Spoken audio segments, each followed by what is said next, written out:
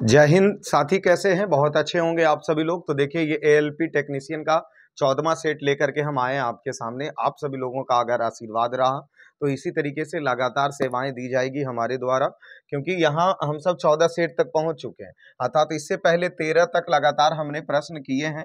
इसमें मात्र 10 प्रश्न की बातें थी, तो 10 प्रश्न ही सेट में चला जा रहा, किसी में 11, किसी में 12। और आज देखते हैं कि आज के सेट में कितने प्रश्न रहने वाले हैं। ठीक है, तो मात्र 5 मिनट 10 मिनट का समय दीजिए हमें। आपको ये भी क्वेश्चन जो एलपी के साइंस हीट से जो प्रश्न है वो कंप्लीट करवा दिए जाएंगे। तो बिना समय को बर्बाद किए हुए चले आते हैं अपने क्वेश्चन पे। देखिए, 135 प्रश्न तक हमने पिछले वीडियो में कवर कर चुके हैं। यहाँ 136 से चलना शुरू करते हैं। ठीक है, तो देखिए 136 नंबर प्रश्न क्या कह रहा है? एंगस्ट्रम किसकी इकाई है? अर्थात एंगस्ट्रम है वो किसकी इकाई है, मतलब किसको मापा जाता है एंगस्ट्रम में? ऑप्शन ए तरंगदैर्घ्य को, बी में ऊर्जा को, सी में आवृत्ति को, डी में वेग, और ई कह रहा इनमें से कोई नहीं या इनमें से अधिक। तो भाई मतलब ये यूपीएससी वाले प्रश्न की तरह पूछ दिया है। तो देखिए, एंगस्ट्रम तो हम डायरेक्ट जानते हैं, एंगस्ट्रम तरंगदैर्घ्य की इकाई है। एंगस्ट्रम तरंगदैर्घ्य की इकाई है, इसलिए ऑप्शन ए हमारा हो जाएगा। चलिए आगे चलते हैं अगले प्रश्न पे। देखिए क्या कह रहा है 137 नंबर प्रश्न।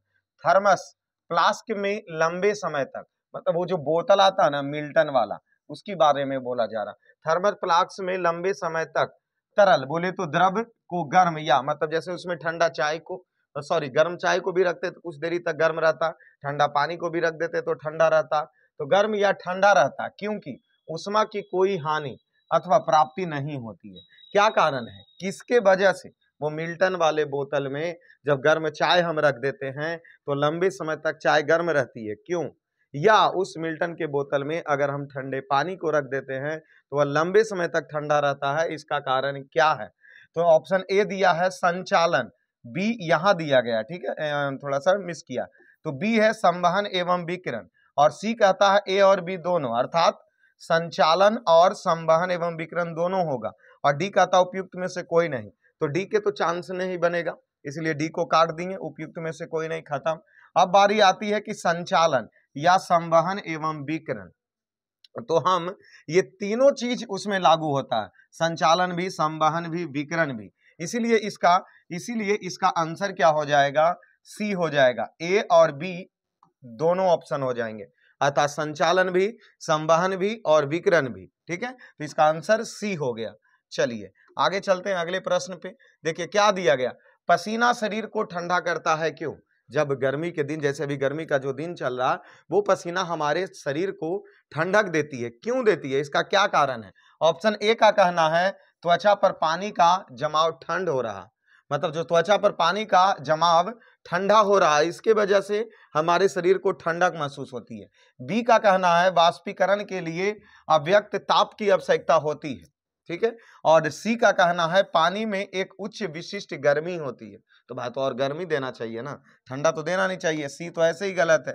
पानी गर्मी का खराब संवाहक है, ऐसा कुछ नहीं।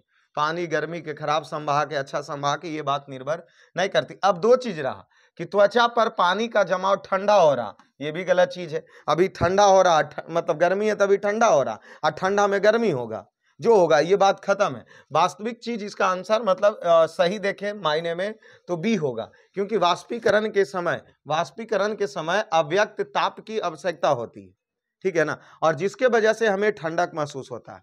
तो क्यों होता है ये बातों को समझिए पहले। जैसे गर्मी अभी है, पसीना चला हमारे शरीर से, पसीना चला तो पसीना और सूती कपड़े में ज्यादा आरामदायक साबित होते हैं। ठीक है ना, गर्मी में आराम लगता है हमें। तो होता क्या है कि पसीना चला और सूती कपड़े या कोई भी कपड़े हो, गर्मी हुई, पसीना चला, बस बात सिंपल है। पसीना जब चला, ये पसीना हमें ठंडक क्यों दे रही है? इसका रीजन ये है कि ये पसीने वाष्पीकरण की क्रिया होती है, अर्थात इसको वाष्पीकरण के लिए उष्मा चाहिए, और ये उष्मा हमारे शरीर इसको देती है, गुप्त उष्मा। और जैसे ही हमारे शरीर गुप्त उष्मा खोती है, तो गुप्त उष्मा खोने के वजह से हमारे शरीर को ठंडक फील होता है। ठीक है ना, इस कारण से पसीना जब चलता है तो हमें ठंडक लगता है, क्योंकि पसीना का वाष्पीकरण हुआ, और वाष्पीकरण के लिए जो गुप्त उष्मा चाहिए वो हमारा बॉडी से लिया गया, और जैसे ही बॉडी गुप्त उष्मा खोएगी तो हमें ठंडक महसूस होगा। ठीक है, और इसी के कारण घड़ा का पानी वाष्पीकरण की बात समझिए। वाष्पीकरण की बात को समझिए। वाष्पीकरण के कारण घड़ा का पानी ठंडक होता है। वाष्पीकरण के कारण ही कुत्ता नाली में बैठ करके जीभ निकाल करके हांफते रहता है। कारण क्या है कि वो अपने जब जीभ को बाहर करता है तो जीभ पर देखे होंगे कि जल के छोटे छोटे बूंद नजर आएंगे आपको, और वो बूंद का वाष्पीकरण होगा, और जब वाष्पीकरण होगा ना तो उसको काफी ज्यादा ठंडक महसूस होगा, इसलिए नाली में बैठ जाता है गर्मी के दिन में और बड़ा सा जीभ बाहर निकाल करके हांफने लग जाता है। ये सब वाष्पीकरण का खेला है।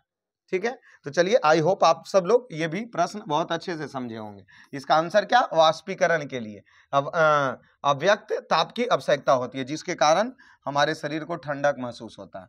चलिए अगले प्रश्न पे चलते हैं। तरल पदार्थ के क्वथनांक पर इसका खाली स्थान, तापमान बढ़ता है, वायुमंडलीय दबाव बढ़ता है, तापमान स्थिर रहता है, वाष्प का दाब कम हो जाता है। देखिए तरल पदार्थ है ना, तो क्वथनांक पर जब जैसे ही जाएगा ना तो इस पर वायुमंडलीय दाब बढ़ेगा।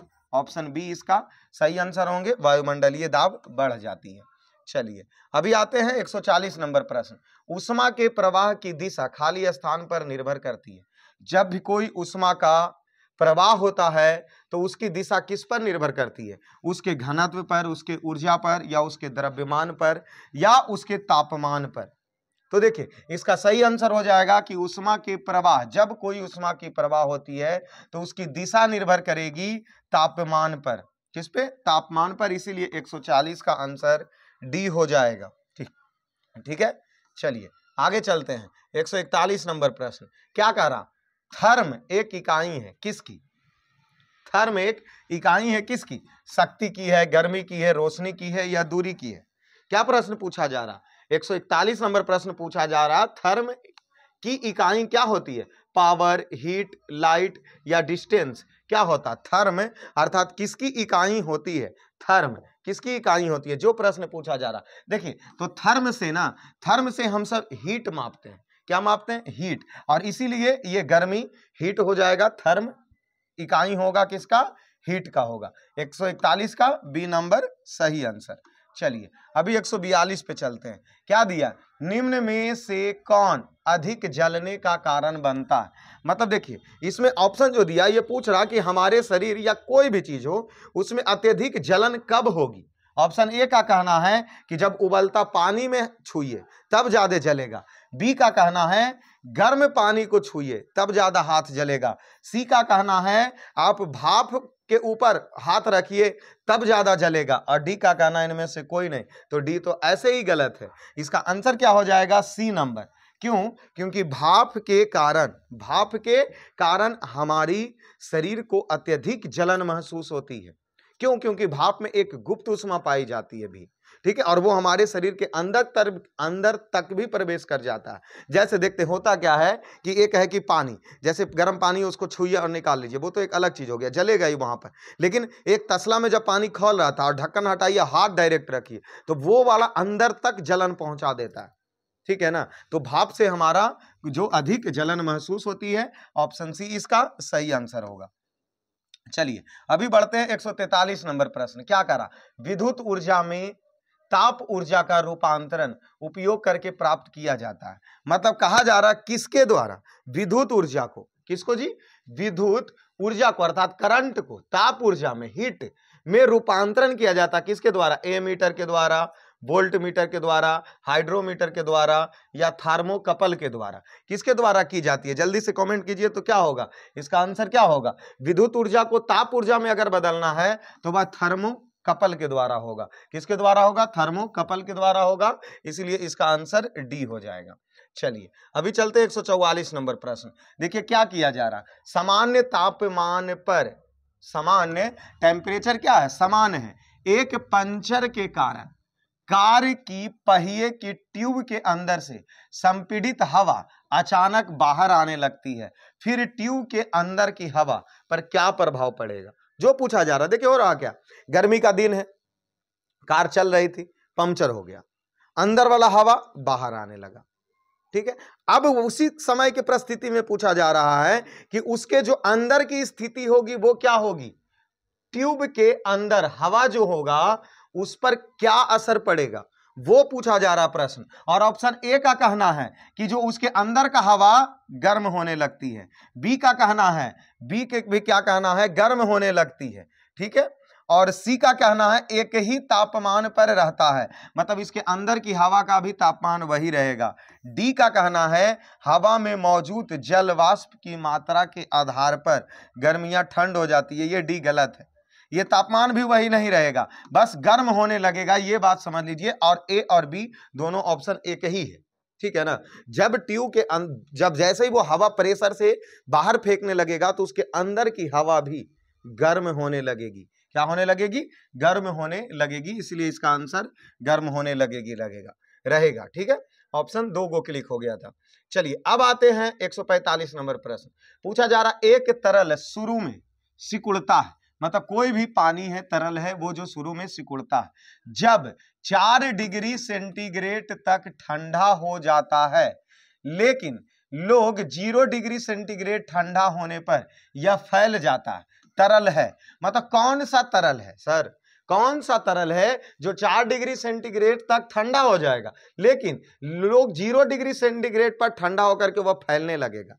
ये इसमें तरल कौन सा? शराब है, पानी है, पिघला हुआ है, पारा है, कुछ नहीं, वो पानी है, वो ये क्या है? पानी है। इसीलिए 145 का आंसर बी हो जाएगा।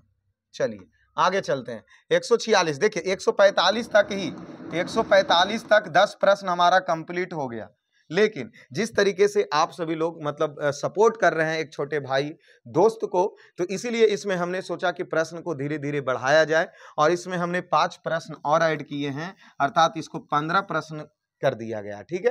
तो आप सब लोग जैसा बोलिएगा इसी हिसाब से 15 रखा जाएगा, नहीं तो 10 ही रखा जाएगा। आप सब कमेंट अवश्य कीजिएगा इस पर। देखिए 46 नंबर प्रश्न क्या कह रहा, 4 स्ट्रोक पेट्रोल इंजन किस पर आधारित है? जो 4 स्ट्रोक पेट्रोल इंजन के जो गाड़ी है वह किस पर आधारित है? क्या दिया ऑप्शन है? कार्नोट चक्र पर। कौन से चक्र पर? कार्नोट चक्र पर। बी का कहना है ओटो चक्र पर, सी का कहना है डीजल चक्र पर, और डी का कहना है बॉयल का चक्र पर। किस पर जी? बॉयल का चक्र पर। तो जल्दी से सोचिए तो कि जो 4 स्ट्रोक है, कौन स्ट्रोक? 4 स्ट्रोक, वह पेट्रोल इंजन किस पर आधारित होता है? तो इसका सही आंसर हो जाएगा ओटो चक्र पर। किस पर आधारित हो जाएगा? ओटो चक्र पर। इसीलिए 146 का बी आंसर हो जाएगा। चलिए 47 चलते हैं। क्या पूछ रहा? डेजर्ट कूलर द्वारा ठंडा करना खाली स्थान का आधार है। क्या? डेजर्ट, कौन सा? डेजर्ट कूलर द्वारा ठंडा करना खाली स्थान का आधार है। ऑप्शन ए कह रहा गर्म हवा का प्रतिस्थापन, बी कह रहा वायु निर्जलीकरण। किसका निर्जलीकरण? वायु का निर्जलीकरण। और सी कह रहा है वाष्पशील शीतलन, और डी कह रहा वायु पूर्ण जलीकरण। तो क्या आंसर होगा? डेजर्ट कूलर के बारे में पूछा गया है, ठीक है। डेजर्ट कूलर द्वारा ठंडा होता कैसे? तो वाष्प शीतलन के कारण ठंडा होता। देखिए ये समझिए ना सर कि रूम में कूलर नहीं लगा हुआ है, ठीक है। अब रूम में जो कूलर लगा हुआ उसमें पानी हम सब डालते हैं, और वो पानी एक मोटर की सहायता से ऊपर जब पंख पर आकर के गिरता है बूंदे बूंद, और वो फुहारा के रूप में आया और हमारे शरीर पर पड़ा। अब शीतलन किया, कैसे किया? क्यों वो पानी जब हमारे शरीर पर पहुंची तो उस पानी का वाष्पीकरण होगा, वहां के अगल बगल के गर्म हवा और साथ में हमारे बॉडी टेम्परेचर के कारण। और जब बॉडी टेम्परेचर के कारण गर्म होगी तो बॉडी हमारी उष्मा खोएगी, और उष्मा खोएगी तो हमें ठंडक महसूस होगा, ठीक है। और इसीलिए इसको वाष्पशील शीतलन के कारण आधार उसका माना जाता है, ठंडा का आधार माना जाता है, ठीक है। चलिए 148 नंबर प्रश्न आइए। 148 क्या करा? क्रायोजेनिक विज्ञान किससे संबंधित है? क्रायोजेनिक विज्ञान, क्रायोजेनिक इंजन में प्रयोग किया जाता है ठंडा रखने के लिए तापमान को, और इसीलिए यहाँ लेकिन वो प्रश्न क्रायोजेनिक विज्ञान से संबंधित कर दिया। उच्च तापमान, कम तापमान, घर्षण एवं पहनने के आंसू या क्रिस्टलीय में वृद्धि। तो जल्दी से बताइए तो क्रायोजेनिक इंजन वाले क्या होगा? तो हम अभी बोले कि तापमान को नियंत्रित किया जाता है, डीजल इंजन में क्रायोजेनिक का प्रयोग करके तापमान को कम किया जाता है इंजन का, तो तापमान कम तापमान हो जाएगा। अर्थात क्रायोजेनिक विज्ञान में किसका हम सब किससे संबंधित है? तो कम तापमान से संबंधित है, ठीक है। चलिए अभी 2 प्रश्न और बचा है। 149 देखते हैं। माध्यम के तापमान में वृद्धि के साथ प्रकाश की गति में क्या होगी? जैसे देखिए किसी माध्यम में जो तापमान है वो बढ़ गया, माध्यम में तापमान क्या हो चुका है? वृद्धि हो चुका है, तो उस पर उसके तापमान क्या होगा? बढ़ेगा या कम हो जाएगा या अनछुआ रहेगा या अचानक गिर जाएगा? तो जल्दी से सोचिए तो कि तापमान किसके कारण सर? क्या बोला जा रहा है? प्रश्न देख लीजिए कि माध्यम में तापमान अगर वृद्धि हो गया तो प्रकाश के चाल पर क्या प्रभाव पड़ेगा? अरे प्रकाश तो एक ऐसा चीज है ना जो निर्वात में तो उसका चाले नहीं बदलता है जी। 3 गुना 10 पर पावर 8, 3 गुना 10 पर पावर 8 मीटर प्रति सेकेंड प्रकाश की चाल होती है। और यहां तो तापमान की बात करेंगे, कोई असर नहीं पड़ेगा, इसलिए अनछुआ रह जाएगा, उससे कोई मतलब नहीं तापमान घटे या बढ़े, लेकिन प्रकाश के चाल वही होगा हर जगह। जब निर्वात में तो चाल बदलता ही नहीं है, तो तापमान क्या इसका चाल बदल देगा? कुछ नहीं होगा, अनछुआ रहेगा। ठीक है, अभी लास्ट प्रश्न, इस सेट का हम लास्ट प्रश्न पर पहुंचे हैं। निम्नलिखित में कौन सा एक उष्मा का कुचालक है? ऑप्शन दिया गया, उष्मा का कुचालक। उष्मा का सबसे अच्छा सुचालक जानते हैं ना, चांदी होता। इससे ज्यादा करंट तम सुचालक कोई बेस्ट नहीं हो सकता, लेकिन महंगा काफी है, इसलिए घर में हम इसका उपयोग नहीं करेंगे। लेकिन प्रश्न हमारा कुचालक पूछा, ऑप्शन से छाटेंगे। एल्युमिनियम, एल्युमिनियम में तो विद्युत का सुचालक है।